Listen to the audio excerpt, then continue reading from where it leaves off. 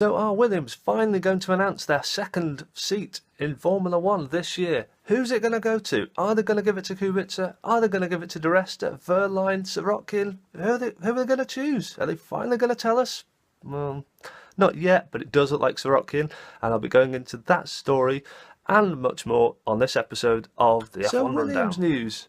Well, not quite Williams news, but they are dragging their feet. It's already January of the new year and they still haven't decided, or at least announced, their second driver, partnering Lance Stroll. Well, it does look like Sirotkin at the moment. They've dithered and faffed for so long. Was it going to be Kubica? Could it be Wehrlein? Paul Di Resta's a shout for the role. No, well, they still haven't announced it, but it does look like, thanks to some sponsorship consideration, and it looks like Martini are actually not so bothered about having a driver under 25 partnering Stroll after all. It looks like it could be Sirotkin, a man all of about 23 years of age, but he is a reasonably hot prospect, a graduate of the GP2 series, 2 third places. I actually reasonably rate him quite highly. But Williams have faffed so much with this decision. Is it Paddy Lowe making the decision? Is it Claire Williams, who's on maternity leave at the moment? It all seems a bit muddy, to be honest. I think the best thing to do would have been to either give Kubica the drive, or failing that, get behind the alternative. Decide on your driver, go through your decision-making processes, of course. Once you've made a decision, stick with it and then give it some serious promotion, because I somehow feel like Sergey Sirotkin, his career's not started off with the biggest amount of fanfare and support from the fans worldwide, and I think Williams are partly responsible if the announcement doesn't go quite to their liking. In other news, it was Michael Schumacher's birthday yesterday, all of 49 years. So happy birthday to Michael. Hope he gets back with us soon. It's been about 4 years now since his tragic skiing accident. So, of course, we're still thinking about Michael and whether he can get back to a reasonably normal and enjoyable life in much different circumstances in the future. F1 news in early January is always a bit slow. It's mostly sort of tittle-tattle. If you read the F1 websites out there, it's all quite negative. It's a lot of halo talk. I want to get onto the important stuff like the liveries and driver moves. And all of that was rather wrapped up at the back end of last year. Livery-wise, it all looks rather consistent and constant. These days, sponsorships don't really change that much. Aston Martin have been tipped to invest more in the Red Bull program, so perhaps more green on the Red Bull cars.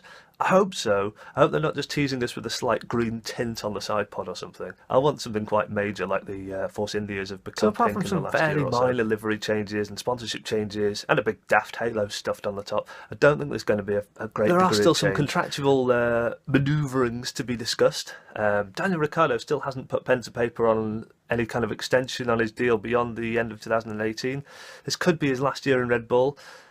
Is there anywhere for him to go? He's still rather dragging his feet about renewing his Red Bull contract, which does seem to be in his to be his decision at this point in time. I rather suspect he's waiting for what Hamilton does. And bizarrely, Hamilton's rather prolonging and drawing out these contract negotiations with Toto Wolff.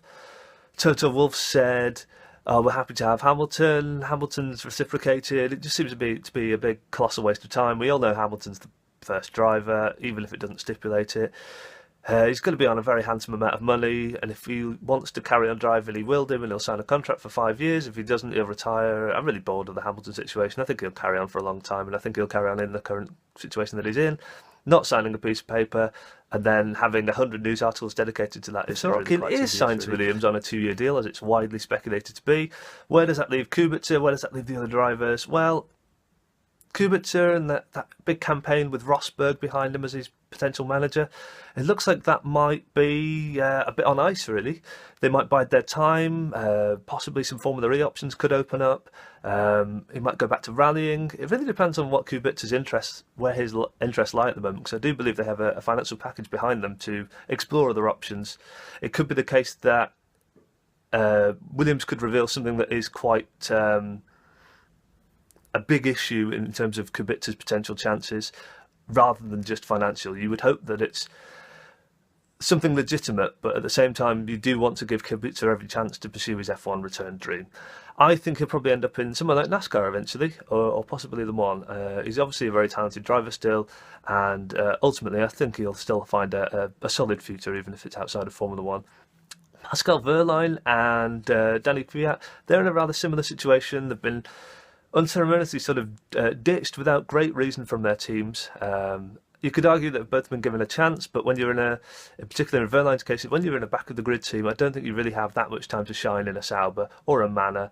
And indeed, the Toro Rosso underperformed at various points of the year, and I think anyone would have struggled against Carlos Sainz in his current form. It'll be interesting to see how he, in particular, gets on. I can see Wehrlein and indeed Kvyat going into some sort of endurance championship, biding their time.